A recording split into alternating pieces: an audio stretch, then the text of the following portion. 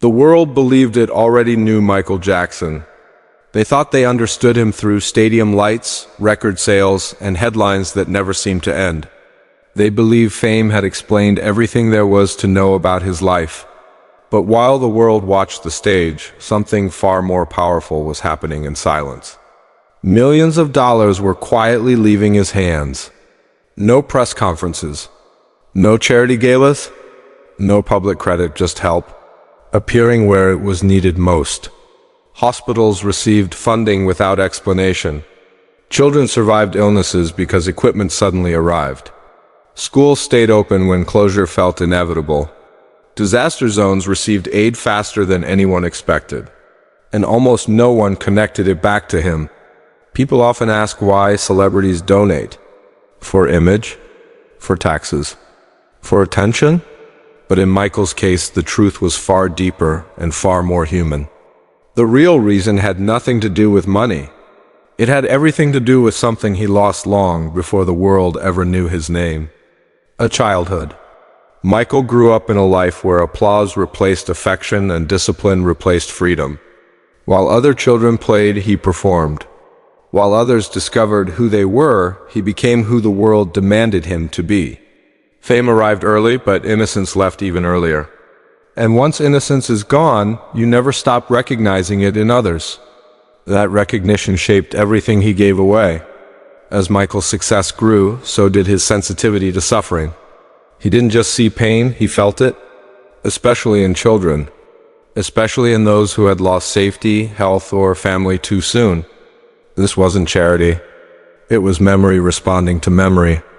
Behind closed doors, Michael began supporting children's hospitals across multiple countries. Entire pediatric units were renovated. Advanced medical equipment appeared without donors attached. In many cases, administrators were instructed not to mention names. Just use the funds. Save lives? Michael didn't want gratitude. He wanted results. He visited hospitals without warning. No photographers. No staff announcements. He sat beside children and spoke softly, sometimes barely speaking at all. He listened. He laughed with them. He stayed longer than expected. And when he left, help followed. Checks were written. Bills were paid. Treatments were funded. Lives quietly continued. Those moments never made headlines. They didn't need to. As years passed, his donations expanded beyond hospitals. Orphanages received long-term funding. Children who would have been separated were allowed to grow up together. Education programs survived because money arrived at the last possible moment. Teachers never knew who saved their classrooms. Children never knew who protected their futures. Michael preferred it that way. Disaster relief became another silent mission. Earthquakes, floods, fires, whenever tragedy struck, aid moved quickly. Sometimes faster than official systems could respond. Food, shelter, medicine arrived without logos or branding. When asked how it was possible, the answer was always the same. A private donor. That donor never stepped forward. What made Michael different wasn't the size of the donations, it was the intention behind them. He didn't give to feel powerful. He gave because he understood powerlessness.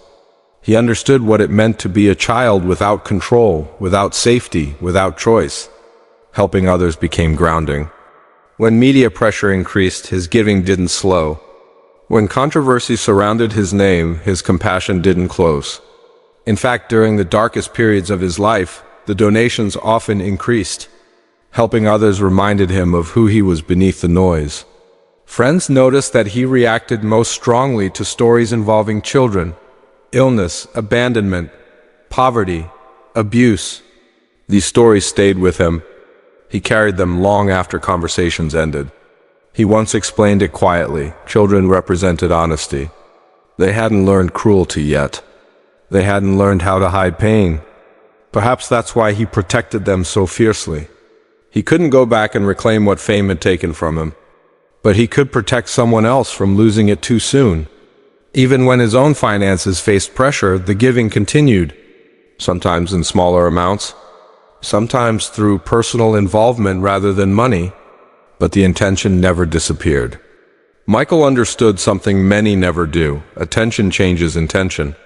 The moment kindness becomes performance, it loses its soul. That's why he stayed silent. He didn't want children to feel saved. He wanted them to feel safe. Years after his passing, pieces of the story began to surface. A hospital administrator finally revealed where funding had come from. A charity worker recognized patterns years later. A school discovered archived records that traced back to him. Each story added clarity to a picture the public never fully saw while he was alive.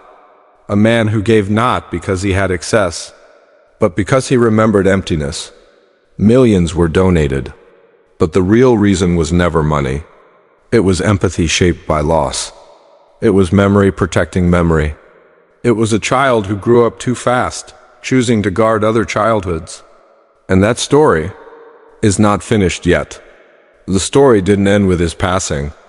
In many ways, it only became clearer after he was gone. People often expect generosity to stop when a life ends, but with Michael, the opposite happened. Slowly, carefully, stories began surfacing not from tabloids, but from places that had no reason to exaggerate. Hospital administrators, charity workers, teachers, aid coordinators, ordinary people whose lives had quietly intersected with help they never fully understood at the time. A children's hospital in the United States revealed that one of its most advanced pediatric wings had been funded, years earlier by a donor who refused recognition. The paperwork, revisited after his death, finally told the truth. Treatments that had saved hundreds of young lives were possible because someone had acted when no one was watching. In another country, a school once scheduled to close its doors permanently remained open for decades. The funding arrived days before the deadline. Teachers remembered the relief. Parents remembered the tears. Children remembered nothing at all because to them, school simply continued. Only later did records show where the money came from. Michael never wanted to be a miracle. He wanted continuity. In disaster zones, aid workers recalled shipments that arrived faster than logistics allowed. Food, medicine, temporary shelters. The labels never carried a name. The donor never asked for updates. There was no follow-up interview. Just action, then silence. That silence confused people. It still does. We live in a world where generosity is often broadcast, where good deeds are filmed, edited, shared, and monetized, where kindness is measured by how many people see it. Michael rejected that model entirely. To him, help that required witnesses felt incomplete. Those closest to him understood why. Fame had taught him that attention could distort truth. He had seen moments twisted, intentions questioned, kindness misinterpreted. Silence protected purity. Silence allowed giving to remain about the receiver, not the giver.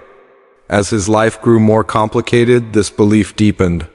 When headlines became louder, he became quieter. When judgment increased, empathy expanded. Helping others became a refuge, a place untouched by speculation. He didn't donate because he wanted to escape criticism. He donated because suffering didn't wait for public opinion. There were times when he personally intervened. A family struggling with medical bills, a child needing urgent treatment, a community facing displacement. He didn't always send money first. Sometimes he sent presents. Sometimes he sent people. Sometimes he simply made sure someone else took responsibility. That was another part of his giving, rarely discussed. He didn't just write checks. He followed through. He asked questions. He checked outcomes. He cared about what happened after help arrived. This wasn't performative compassion. It was commitment. And perhaps the most misunderstood part of his generosity was this. He didn't see himself as above anyone. He didn't see the poor as objects of charity. He saw them as people who had encountered circumstances before they had choices. That perspective came from his own life. Michael knew what it felt like to have a life decided early, to have expectations placed on you before you understood them, to feel watched, judged, controlled. That knowledge made him sensitive to power imbalance. It made him protective of those who had none, children especially. Again and again, his donations circled back to protecting childhood, health, education, safety, stability, these were not random causes. They were pieces of a childhood he never fully experienced himself. He couldn't go back and change his past, but he could change someone else's future. That motivation didn't fade with age. It strengthened. As years passed, the sums he gave were no longer shocking to those who knew him well. What shocked them was how little he spoke about it. He would change the subject. He would deflect praise. He would grow uncomfortable if someone insisted on thanking him. Once, when someone suggested that his generosity should be public to inspire others, he paused. Then he said something quietly that stayed with those who heard it. If they do it because they saw me, it becomes about me. He wanted generosity to stand on its own. That philosophy shaped a legacy that can't be measured by numbers alone. Yes, millions were donated, but the deeper impact lives in outcomes: children who survived, families who stayed together, communities that recovered. It lives in the absence of tragedy that never happened because help arrived in time. Years after his death, people still uncover pieces of this hidden story. A charity audit revealing a familiar signature. A funding trail finally traced. A beneficiary learning the truth decades later. Many are stunned. Some are emotional. Almost all say the same thing. We never knew. And that sentence might be the most honest summary of his generosity. We never knew because he didn't want us to. In a world that rewards visibility, he chose invisibility. In an industry built on applause, he found meaning in quiet. In a life defined by being seen, he protected the unseen. Michael Jackson will always be remembered for music that changed culture. But there is another legacy running parallel to that one, softer, quieter, and just as powerful. A legacy of compassion without cameras. Of help without headlines. Of giving without conditions. Millions were donated. But the real reason was never fame, guilt, or image. It was empathy born from loss. It was memory responding to memory.